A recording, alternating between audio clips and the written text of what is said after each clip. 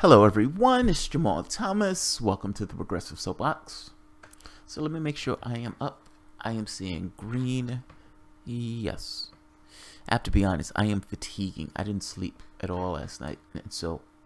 But I want to get this last one out. I try to get several in per day because I feel if people are going to give me money on Patreon, I want to give them something for that cash. I guess my feeling is like some pay for all, if that makes sense. It's like you're doing a job of sorts, in which case it's like the audience is paying you to do that very specific particular job, or part of the audience is, in addition to the money that you make from Google. It's just weird. It's just like coming up with your own way of being, or your way of doing this, and doing it consistently and trying to come up with an organized pattern of doing it. My wife and I always, not always, but sometimes we bump heads on this. Sound is okay, but this is somewhat of a detour. This is not really what I came here to talk about, but we bump heads on a very specific point. So for me, the channel is just me. It's just who I am. Like what I talk about on this channel is what I enjoy talking about in real life. How I am on this channel is, for all intents and purposes, how I am in real life. I didn't see the need to put on airs. Just be yourself. Be you. If somebody attacks you, you're going to be getting attacked for who you are. I can hold that ground for the most part. Is what it is. Like everything else, when I get involved in something, I tend to get overly involved in it. This aspect of my astrological chart, this Jupiter conjuncts, what is it? Jupiter conjuncts Mars on the medical at the work portion of the chart. It's such a bizarre chart. My chart is fucking, look, and this is one of those things where not trying to push astrology, or not trying to say it's right or wrong or anything else, but on one point, my chart is me. My chart is a fucking accurate representation. I was one of those people who was like, this is bunk, this is ridiculous, this is insane. And then having somebody explain you to you that's never met you, it becomes so bizarre. It's really bizarre. But nevertheless, I get involved in it. And when this being me, it's just me. So when something comes up and I want to talk about it, I say, hey, I have a channel, let's talk about it on the channel. It's content. But you get to this point where you have somewhat of an inability to disassociate from what you're doing, because what you're doing is essentially, it's like it becomes a job at a certain point, but it's not really a job. And so you get into this weird quasi space of it's work, but it's not work. It's you organize it, the amount of time you spend researching and stuff like that becomes somewhat of a job thing, but it's something you enjoy doing anyway. So it's this weird quasi state, and I'm not quite sure how to place it yet, because I'm not all familiar with it yet. But nevertheless, so I'm starting to bump heads on this thing of time management and stuff like that, like how much time you devote to a particular thing. Whereas I don't necessarily see it as overly amount, because again, for me, this is just me. But in her case, sometimes she sees is just like, you work so much, or you devote so much time to that. It's like, yes, because we're growing the channel. It's how you grow it. So coming up, I have on tomorrow, on Wednesday, I have Lauren Steiner. She is a pit bull. She's awesome. So that show is going to be amazing. That show is going to be really good. So what I wanted to talk about today, I don't want to talk about this other stuff. What I actually wanted to talk about, false flags. Oh, Red Economics. Thank you. Good looking out, Red. I want to talk about false flags, and it's a sorry state of affairs after I have this conversation. And I'm somewhat tired. My powers are somewhat waning for the night, but still, I want to have this conversation. And it's just a conversation. It's not overly complex. I should have had it as a 420. That's what I should have had it as. Everybody chill the fuck out and blaze one if you got one. But no, false flags. False flags. And let's talk about this from the context of the large splash event. Now, the reason for the large splash event is because somebody wants to do X. Whoever that is. Someone wants to do X. The public is not on board with doing X. And in order to get the public on board to doing X, a big splashy event happens. Whatever this big splashy event happens, it gives enough carte blanche or enough of a fig leaf for them to get the public to do X, or at the very least get the public to accept X. Big splashy event, diversion, the public goes willingly, or at the very least the public gives it a pass. Now, for example, and let's use real examples, make my point. You have a sarin gas attack. You have the incoming president, Donald Trump.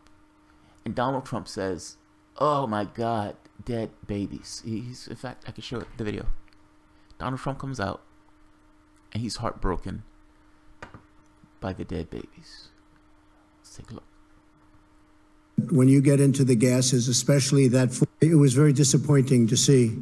It's disappointing no matter who does it, but when you get into the gases, especially that form, it's vicious and violent, and everybody in this room saw it all too many times over the last 3 or 4 days. Young children dying, babies dying, fathers holding children in their arms that were dead children. There can't be a worse sight, and it shouldn't be allowed. That's a butcher. That's a butcher. So I felt we had to do something about it. I have absolutely no doubt we did the right thing.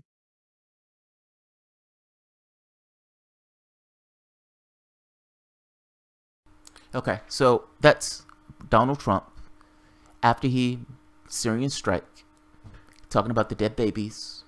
He was a butcher. He was a horrible guy. He was a bad guy. And Donald Trump had to do something. Now, no one really asked the question, why does the president of the United States feel that he needs to do something in another country? Meaning, the United States is not control over Syria or anywhere over there. Well, what do we have to do with any of this? He's not on our borders. We're not being attacked. The United States is completely not involved in the process. At least I didn't think we were involved in the process. Come to find out, maybe we were. Why on earth does Donald Trump get the responsibility of firing a missile at anybody? No one seems to ask that question. That seems to be the most interesting question of all of this. What made Donald Trump sure for the world? When did this start? Why is Donald Trump responsible for it? But let's keep going. Now, the catch to this is, my question at the time was, well, wait a minute. This doesn't really make sense. There was no investigation into this at all. Why weren't there an investigation? I mean, something took place. You're saying it was Syria. Okay. Shouldn't you want to have an investigation? Now, in the false flag thing, oftentimes you figure out what's reality by what's off. Now, one main point before we go further. We must understand and accept that we're always looking above from below. Like we're always looking at something. We have no idea what reality is in this case. It is impossible to know as a flat fact what reality is. I'm also talking about a workable point of view in the way that you assess reality and assess the events that take place.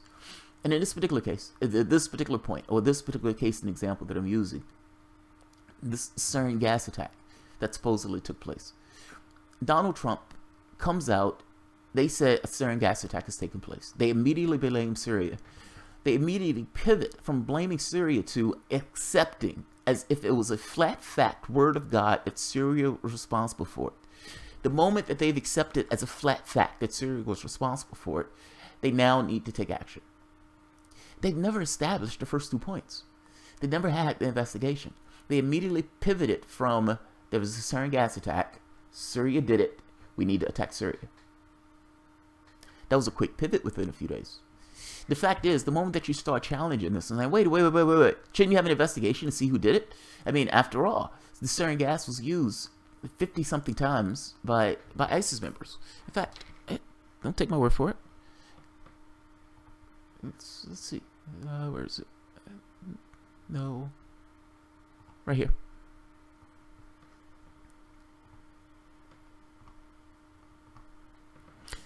ISIS used chemical arms at least 52 times in Syria and Iraq, report says. This was November 2016. Donald Trump did a strike in 2017. Now, it is available to the press The newspapers understood that this took place. Certainly, they understood that ISIS had access to chemical weapons before. But if you notice, the newspaper and the media is often complicit in what takes place in these regards. They don't ask the deeper question. They become stenographers. Whatever the media, whatever the military, whatever these guys say, the newspapers write it down and they repeat it out to the public. They're, for all intents and purposes, state media. They don't question the narrative that's put forward. You would think that the most natural question in the world would be, well, wait a minute, how do you know it was Syria? How do you know? What gives you the information says it's Syria, seeing that you have not had an actual investigation. But again, media is complicit. They don't ask these questions. Because they don't ask these questions, the American public that's just looking and receiving this information just takes this information that's for all intents and purposes propaganda, but they take it as if they have actual news and actual knowledge. They have a narrative that's been given to them by stenographers. There's a difference in knowing what's taking place versus the actual stenographers that are giving them stuff. They don't ask the actual questions that needed to be asked in this case. Not having them ask the questions, they immediately pivot to, we need to attack Syria. Having established the first part, immediately move on to the second part. Now, the reason they do this is practical concerns. It's because they don't care about the investigation. The investigation in this is not the point. In fact, it's somewhat of a pain in the ass. They don't want to deal with this idea of an investigation, so they don't deal with the idea of an investigation. It's almost like McDonald's selling hamburgers.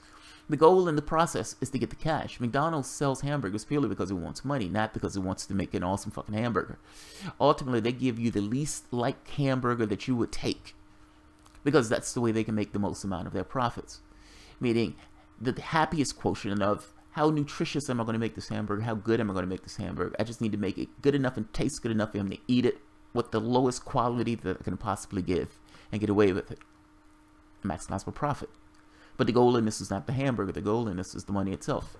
Same thing with this. The goal in this is not the investigation or to get bogged down in investigation. The goal in this is to attack Syria.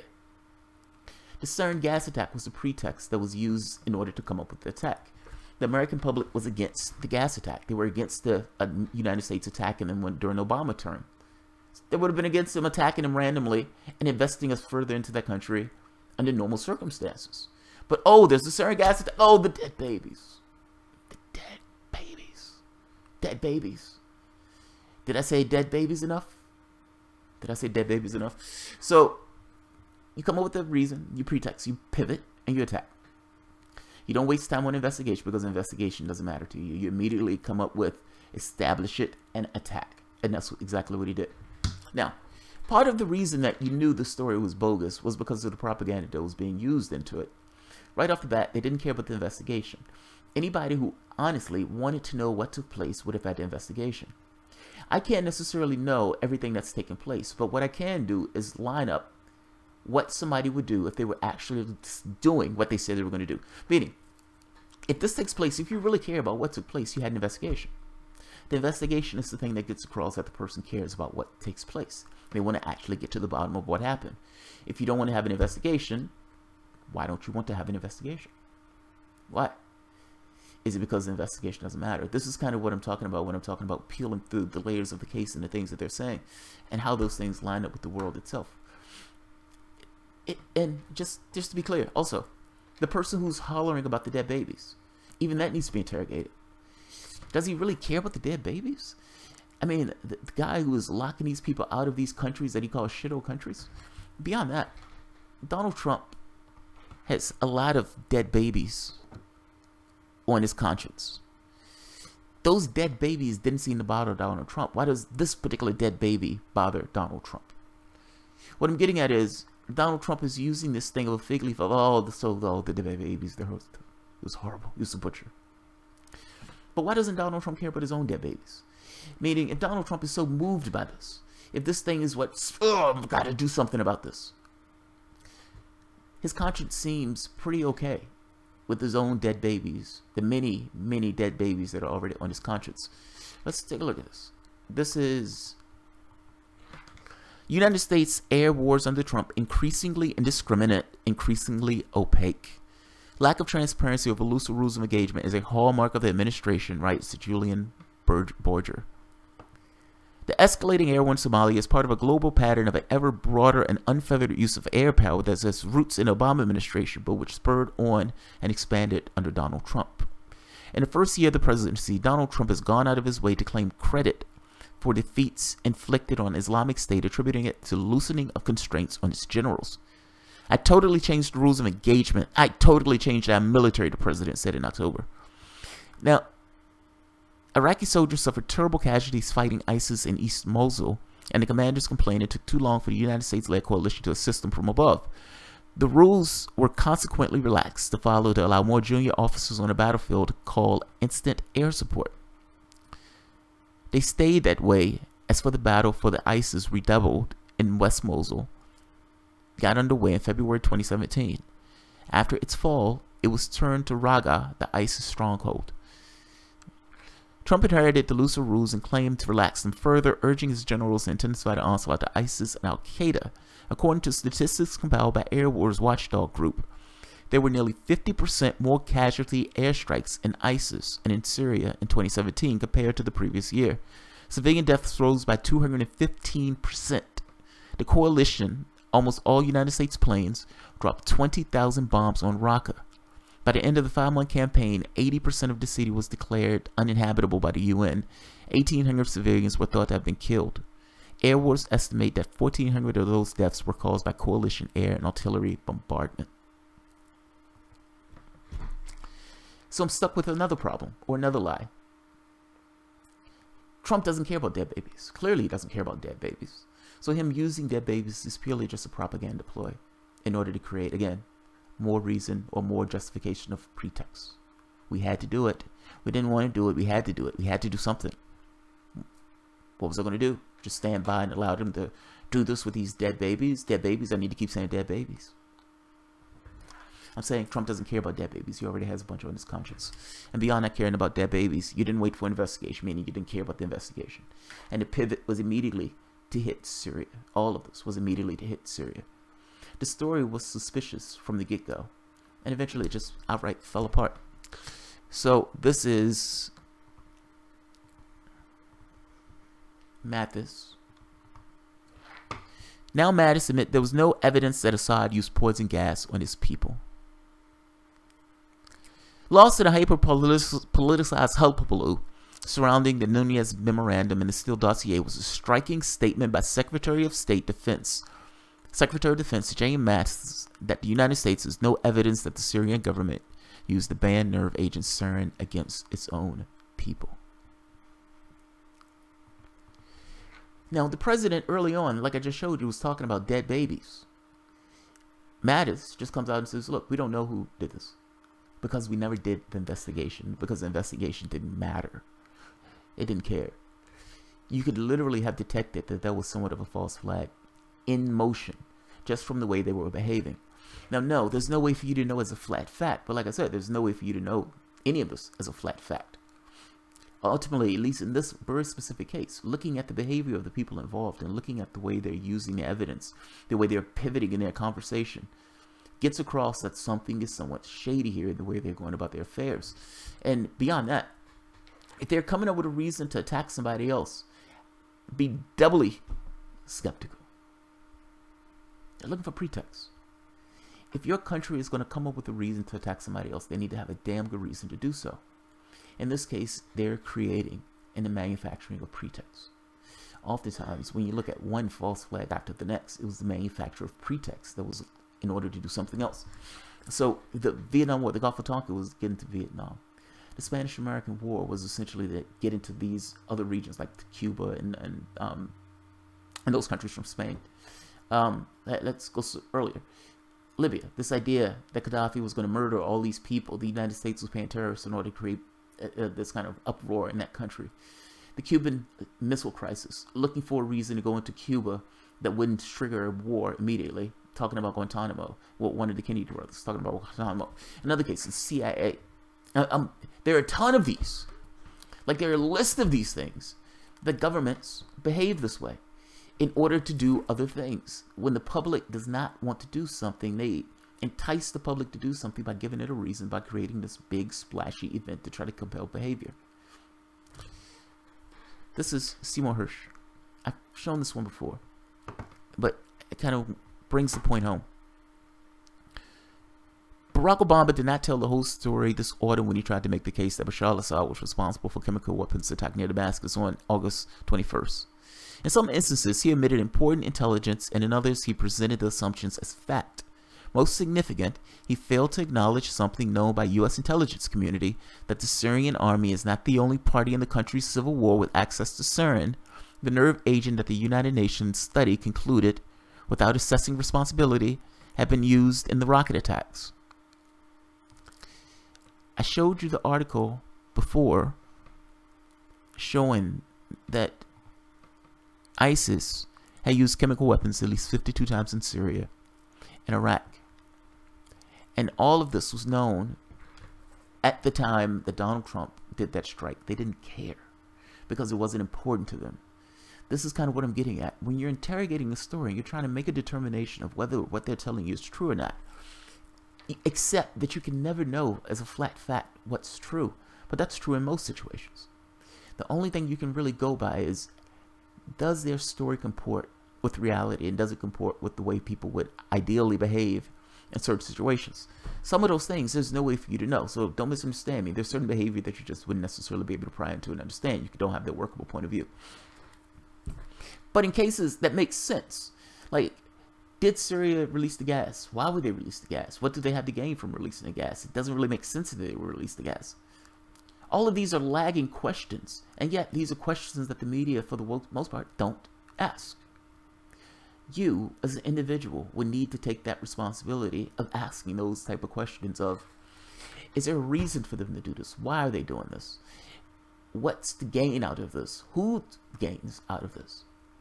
Is there any evidence of X? Is there any evidence of Y?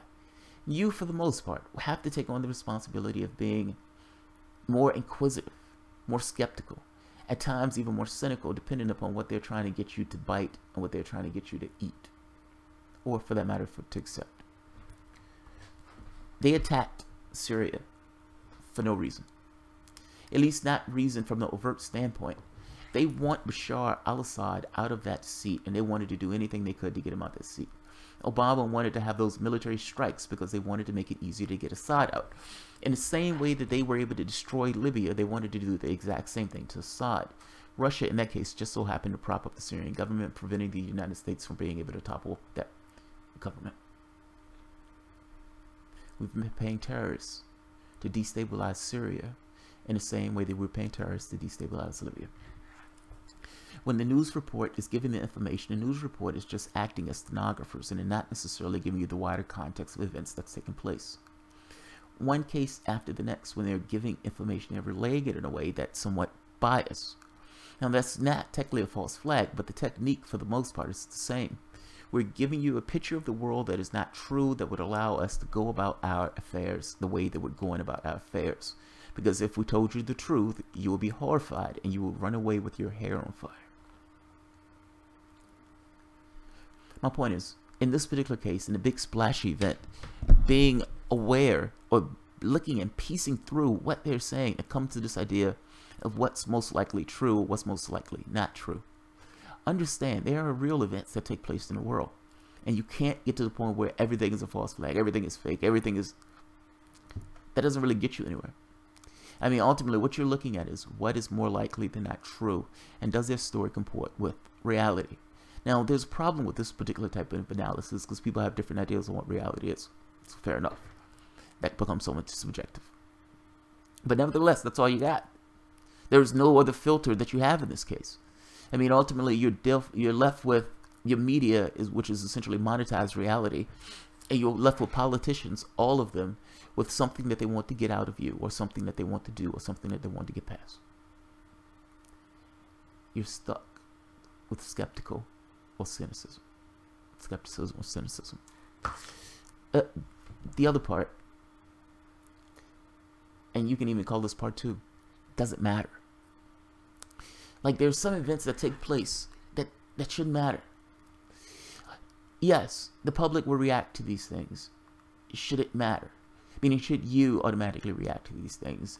Personally, I think people should interact with the world like they're face pressed on a glass. Like in some cases where these events take place, to be somewhat distinct and separate from them and not necessarily engage your emotions into how this thing plays out. Beyond that point, does it matter? Is more important than pretty much maybe than anything else. It is impossible for you to know what's a false flag and what's not as a flat fact. There's some things that you find out later, oh, those fuckers lied. But it is impossible in the moment to understand what's a false flag. And beyond being impossible to know, the public itself will largely go along with whatever takes place because they have a hard time believing that there are elements of their government or somebody else's government that could behave in a particular way or devise certain things in the way they devise things. Despite there being a past record of the government doing those things, they still can't necessarily wrap their head around the fact that it may take place. Now, that being said, the reason why I say oftentimes you're stuck with the question of doesn't matter is because an event takes place. Do you need to respond to the event takes place? And what is the response to the event takes place? Because there's some responses that should never take place regardless of the event that takes place. This is what I mean when I ask doesn't matter.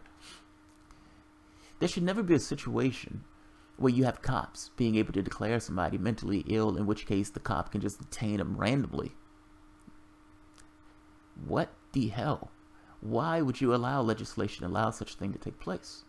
There should never be a situation in which you allow a cop to take somebody's property when there's been no charges filed. That is fucking insane. There are certain things that it doesn't necessarily matter what's taking place. You should not allow to happen. You will not always know what is a false flag or not. The question becomes whether or not you're willing to exceed certain ideas of liberty or certain liberties for certain ideas of freedom or certain ideas of protection. The answer to that question is no, you should not. Which is what it boils down to. It is impossible for you to know where each and every false flag is. It is no point in even trying. The question becomes, how do you respond as a human being to these things? And do you really need to respond in these kind of knee-jerk ways? Because ultimately the goal of whatever this particular action or that particular action is to get people to respond in this kind of knee-jerk way to pull them or push them in a particular direction that they wouldn't ordinarily go. There's no way to know what's stagecraft and what's not. The only thing you have at your access is, do I need to respond? Yes, there's some things that you can pick apart. Don't misunderstand me. The thing that's taking place in Britain right now looks very suspicious. And it follows the same pattern that I've just described. A big flashy event takes place. The spy goes down. There's inconsistencies, massive inconsistencies in the story that's taking place. And beyond massive inconsistencies that's taking place, we have evidence. We caught this. We got this. We know who it is. And with the immediate pivot to, they likely did it today, did it. Vladimir Putin himself did it. Can we see the evidence? No. No, you can't. Can't see this evidence. You need to trust us. Fucking Britain. It looks the same way, same level of suspicious. Blaming somebody for something, holding them accountable for something, nobody really have any evidence that the person did X, Y, Z, immediately pivoting into yes, those people did it, and there needs to be consequences for the things that those people did that nobody really knows if the people actually did. Not saying they're lying, I'm just saying it looks suspicious, but this is kind of my point. You're always stuck in this position of ambiguity where we don't necessarily know what's real and what's not. So, I'll leave it at that. I don't want to belabor the point, and I don't want to drill that point in. It's just very important to kind of get across this thing that there's no way for you to ever know for certain. It's not. The only thing you have control over for all intents and purposes is you. And do you have certain red lines that you don't want the government to go? And are there things that you want to push back against? Yes, there are things that you should push back against, regardless of whether the situation is the way they described it or not. So, let's see. Who's here? Wouldn't it be easier to contain since it was near Porton, near the chemical thing? Lawrence Garnome, unless they would, because they assume no one would believe they did, and it goes around and round. Yeah, nobody believes that people do stuff like this, but they do. Like there was some guy who's sitting in a room planning on killing Cubans in order to invade Cuba. That guy might have had a wife and a kid. He might have ate meatloaf with his kid on his knee. And yet the guy was a killer when he went to his office to do his job. People do. I mean, those people do exist, man. Vermont Smith. Jamal has been making a lot of videos lately. Yeah, I've been trying to grow the channel, man. I'm trying to grow the channel. Seems he's feeling his mojo, which is always a great thing. Well, I enjoy this, and not just enjoy this. I am trying to grow it. I'm trying to make it bigger than what it is. Did they pass some law that makes false flags legal? Drills? Are you talking about the Ministry of Truth? That bill, the bill would allow the government to lie or something like that. Some weird provision in the government. Yeah. Operations Northwoods. Yes, Operation Northwood, Vermont. Eddie Giles. False flag is called that because they were fake events. You accuse a country, right, who wasn't at fault. You could call it falsely blaming another country. Yeah, agreed. Like, so when Germany goes in and says, was it Poland? It was one of the countries. They invaded one of the countries to take something back, and they accused the country of doing something. When really it was German troops dressed up in the other uniform, giving the Germans a pretext in order to act. Yeah, the burning of the Reichstag. That's thought to be a false flag, even though they can never prove it was a false flag. They understood that Hitler was the one that profited, so they assumed Hitler was responsible for it. These things go through history, man. These things are somewhat common in regards to the way the governments behave. They really are.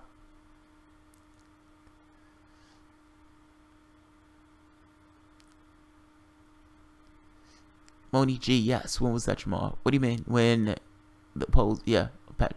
Yeah, this is World War II. This was before the main war started. This is when Hitler started taking territory. He started doing little shit and getting small, like, territory, and started taking bigger and bigger gambles. But in one case, I think they took like a radio station or something to that effect. But they used German troops dressed up in the uniforms of the other soldiers in order to do it. Burning of the Reichstag was a famous. That was famous. I mean, ultimately, that was one of the things that allowed Hitler to take power. He was able to kind of pull this right-wing fever in Germany and harness that particular power using the burning of the Reichstag as this kind of pivot point. Yeah, false flags are relatively common. Relatively common. I can't see them closing Porden, Lauren. That would be shocking if they close this Porden. But I have to be honest, they need to explain that. They have a few things they need to explain in that regard. They have a few things. Like, they're trying to say the guy got sick outside when really he got sick in the house. You had some people who were outside who did not get sick, while people went to the house that got sick. And it's like, why is there such a discrepancy in regards to the way they're saying it? How did the person get in the house to put the chemical in the house in the first place? There are all sorts of stuff they need to answer. All sorts of stuff. Sudetenland. Ah, thank you, Vermont Smith. Thank you, Vermont. Glenowitz incident is what you're describing. God damn it, I love my channel. Grazio58. Thank you, Grazio58. Somebody said you had a smart channel on Viz. It's like I would say something and they would know exactly what I'm talking about. Fucking awesome. Remember when the SAS soldiers were arrested in Iraq for driving around shooting civilians and the army broke them out of jail? That's a goddamn shame. It's a goddamn shame. Yeah. Alright, guys. This one has gone longer than I wanted it to go, so I'm not going to keep this one. I'm going to get some rest. So, I hope I didn't. I hope this one didn't go too long. I think I slightly rambled at a certain point, but I hope I got my point across. So I was trying to make the point based on real world phenomena, things that are taking place then, and things that are taking place now, and how those things that you're watching them, some of those things you see just because they're so off, they're poorly done. Others, not so much. And it's the others that are not so much where you kind of have to accept that there are going to be things that take place that regardless of how they take place, how we respond is the thing that's important. And there's certain things that you should not just give up without damn good reason to do so. And oftentimes the reasons that they come up with are not damn good reasons. They're usually just used as fig leaves. So I ended at that. If you guys enjoy the content, feel free to share, like, subscribe, and of course, you can always support the Patreon. Thanks, everyone. Oh, and I thought I saw something. Yeah, Red Economics. Thank you very much. I appreciate it. All right, guys. Have a good night.